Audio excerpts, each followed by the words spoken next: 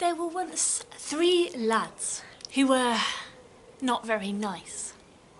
They were the kind of lads who expect you to be really grateful for them because you open a door for them. They were the kind of lads who think that Carlsberg is a classy beverage. They were kind of lads who, when they sneezed, never used a handkerchief. And these lads loved to spend time in the pub, and they spent most of their evenings there being loud and obnoxious. Until one evening, they were sitting there quite drunk, when they heard a bell ringing in the street outside. And they pushed past the crowd at the door and they got out into the street, and they saw a bier being carried along. "Who's the stiff?" they asked. And then they saw the face of the man. It was one of their friends. He'd got stabbed in a fight in the next village along, and now he was being taken all the way along to the graveyard to be buried. "Death has taken him," muttered one of the neighbours. When he heard this, the 3 guys, who were by this point very, very drunk, decided that they were not having this. They were not letting death take one of their own. And so, drunk as they were, they decided they were going to go and look for death and put him in his place. They staggered, in a sort of meandering way, out of the village, looking for death and shouting, "Come on, Death, have a go if you're good enough." Nothing. Until, suddenly, on the road in front of them, they could see an old man. And it was just that kind of dusky light where they were pretty sure he hadn't been there before, but such things are nonsense, and they didn't believe in nonsense. And the old man was very pale. His feet seemed almost rooted into the ground. And they came up into his body like a tree trunk, and his beard seemed to be moss-like of the earth. And the 3 of them rounded up to the old man, and they said to him, "Get out of the way, old man." And the old man looked at them and said, "You're out late, masters. What are you looking for?" And the oldest pushed his way forward and says, "We are looking for death. We're gonna kill him." Said the old man. "That's very interesting. Do you know where you're going to find him?" "No," said the second oldest, "but we will." "Well," said the old man, "I saw him just a little further along the road. Go round that corner and you'll see a tree in the middle of a field, and you'll find death under that tree."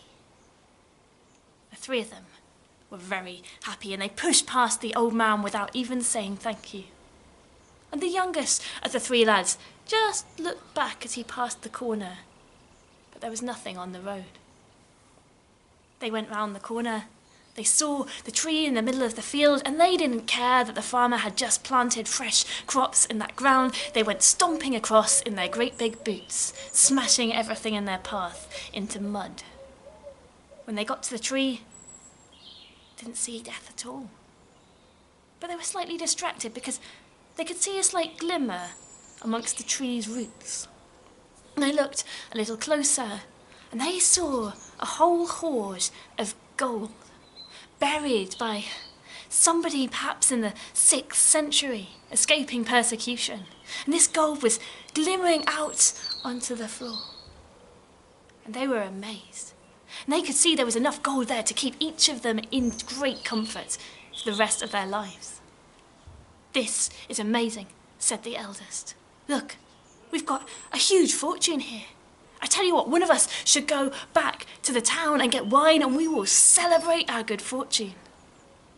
None of them wanted to go back to the town, but eventually they forced the youngest to go, and off he trudged back, clomping over the farmer's newly sown field. And while he was gone, the other 2 started looking at that gold. And they weren't very good at maths, but it occurred to them that a big pile of gold split between 3 people is enough to live on in comfort, but a big pile of gold split between just two. Well, that would be a life of luxury. So they plotted together that when the youngest came back, they were going to jump on him and they were going to stab him and take the rest of the gold between them. However, as the youngest one was trudging into town, it occurred to him that a big pile of gold between three people is enough to live in comfort, but a big pile of gold just for yourself? Wow, he could live like a king. And so he went and got the wine, and then he took a little detour to the rat catcher's place. And he got a little bit of poison, which he put into the neck of the bottle and then jammed the cork back down. And he went back out of the village, round the corner until he could see the tree in the middle of the field and the shadows of his two friends.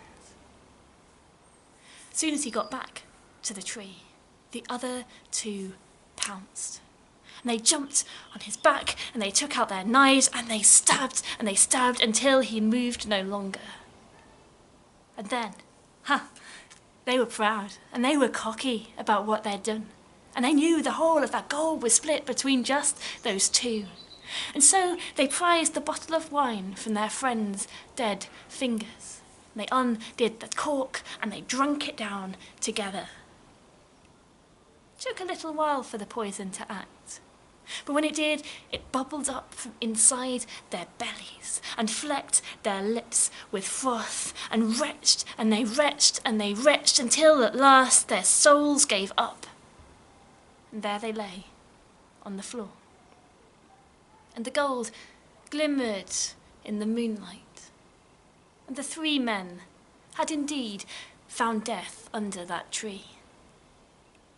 And out on the path, the old man looked on, and he smiled sadly to himself and carried on out of that village and on to his next appointment.